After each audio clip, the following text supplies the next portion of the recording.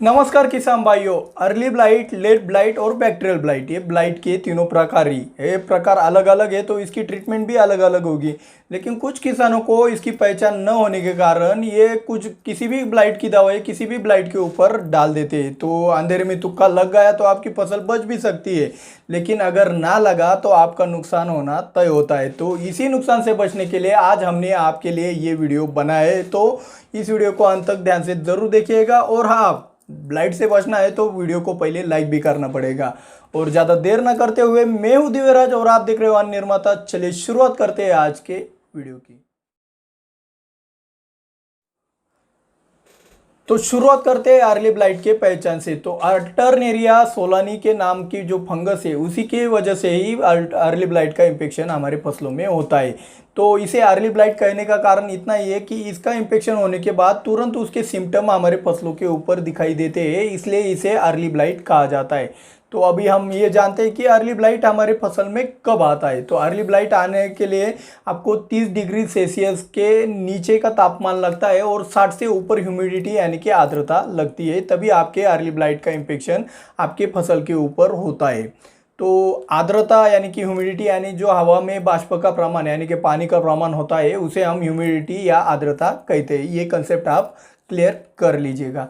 तो अभी हम ये जानते हैं कि अर्ली ब्लाइट दिखने में कैसे दिखता है, उसकी पहचान कैसे करें। तो उसके लिए आप अभी स्क्रीन पर देख रहे हो कि पहले तो आते समय खाकी रंग के धब्बे हमें दिखाई देते हैं। वो जैसे जैसे वो खाकी रंग के धब्बे बड़े होने लगते हैं तो उसके आजू बाजू सर्कल में पीला रंग भी आने लगता है, तो इसे हम अर्ली ब्लाइट कहते हैं।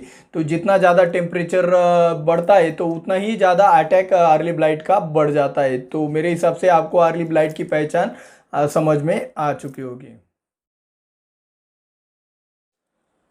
तो लेट ब्लाइट की पहचान के बारे में हम अभी जानते हैं। तो फाइटोप्थोरा इन्फेस्टेंस मोल्ड्स के कारण इस लेट ब्लाइट की डिसीज हमारी फसल के ऊपर अटैक करता है। तो इसे लेट ब्लाइट क्यों कहा जाता है, तो देखो भाई, इसका इन्फेक्शन होने के बाद हमें इसके सिम्टम हमारी फसलों के ऊपर बहुत देर से दिखाई देते हैं, 6 से 7 दिनों बाद दिखाई देते हैं, इसलिए इसको लेट ब्लाइट कहा जाता है। तो इसके आने के लिए कौन सा टेम्परेचर और आर्द्रता लगती है, तो आप देख लो कि भाई रात का टेम्परेचर कम से कम 10 डिग्री सेल्सियस और दिन का टेम्परेचर अगर 25 डिग्री सेल्सियस के अंदर रहता है तो और 90 के ऊपर आपकी ह्यूमिडिटी यानी कि आर्द्रता हो, तभी इसका इन्फेक्शन हमारे फसलों के ऊपर होता है। तो इसकी पहचान के लिए आप अभी स्क्रीन पर फोटो देख रहे हो कि काले रंग के जो स्पॉट आते हैं इसी को हम लेट ब्लाइट भी कहते हैं। तो लेट ब्लाइट को पहचान करना बहुत आसान है, इसमें कोई दिक्कत नहीं है। काले स्पॉट दिख गए तो आप समझ लीजिएगा कि ये हमारा लेट ब्लाइट है। तो जितना कम टेम्परेचर उतना ज़्यादा अटैक करता है आपका ये लेट ब्लाइट, लेकिन इसकी एक कमजोरी है, कम ह्यूमिडिटी पर यानी कि कम आर्द्रता पर ये फंगस मर जाता है। तो अभी हम जानते हैं बैक्टीरियल ब्लाइट के पहचान के बारे में। तो उससे पहले ये जान लो कि सुडोमोनास सावोस्टेनोई नामक बैक्टीरिया के कारण ही आपके फसल में बैक्टीरियल ब्लाइट का अटैक होता है।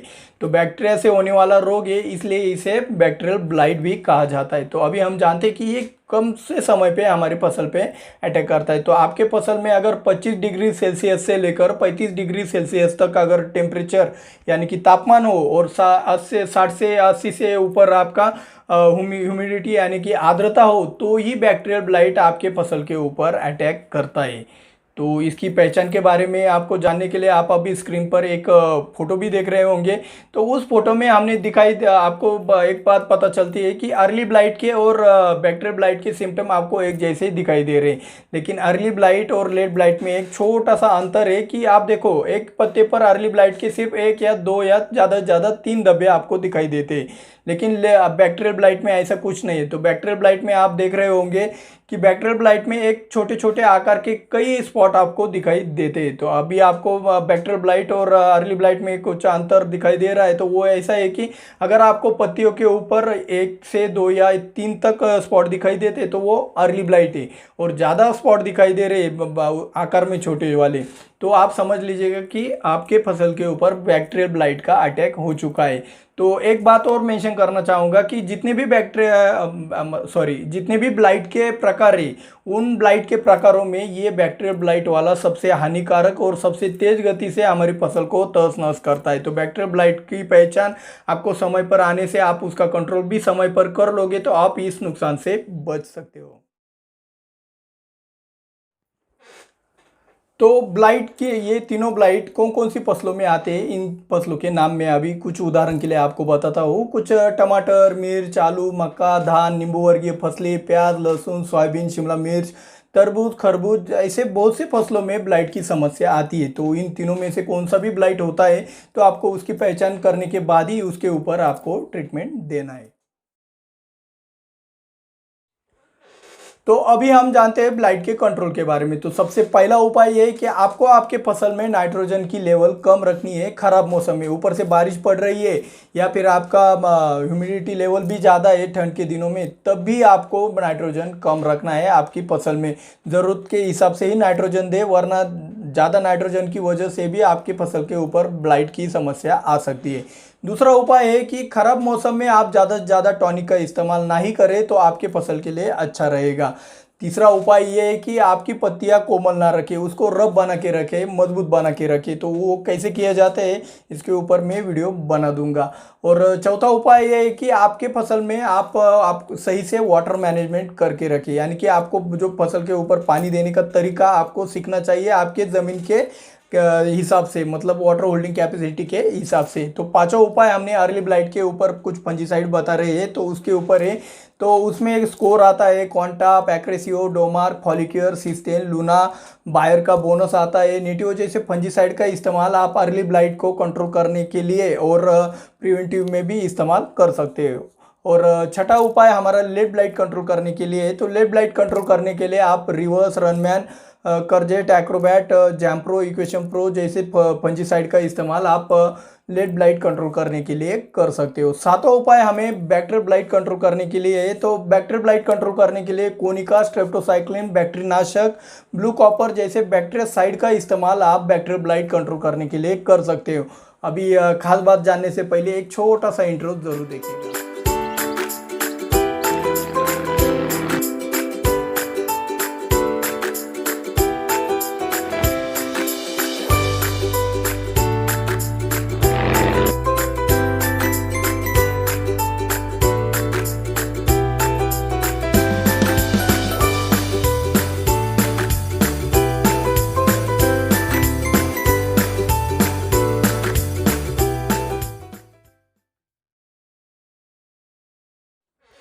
तो आज की खास बात में हम आपको कुछ महत्वपूर्ण बातें बताने वाले हैं। तो दोस्तों, आपने देखा अभी कि ब्लाइट के 3 प्रकार आते हैं। कुछ किसानों को तो ब्लाइट के 3 प्रकार आते हैं ये मालूम भी नहीं था, और ब्लाइट के 3 प्रकार मालूम नहीं थे, ऐसे ट्रीटमेंट करने से आपको कुछ फायदा भी नहीं होता है। तो अभी आपने देखा, पहले रोगों को समझना है आपको, उसको ठीक से देखना है, परखना है, और फिर उसके बारे में ट्रीटमेंट को जानना है। हमें आप अगर डिसीज का नाम सही से बताओगे तो ही उसकी ट्रीटमेंट आपको सही से मिलेगी, और इससे क्या होगा, आपकी फसल के साथ साथ आपके पैसों की भी ज़्यादा बचत हो सकती है।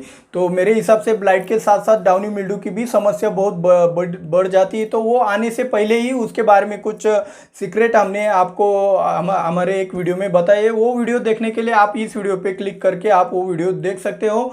हमारी जानकारी अच्छी लगी हो तो वीडियो को लाइक और शेयर करना ना भूलिएगा, और चैनल को सब्सक्राइब तो आप ज़रूर करेंगे। तो मिलते हैं अगले वीडियो में। जय जवान, जय किसान।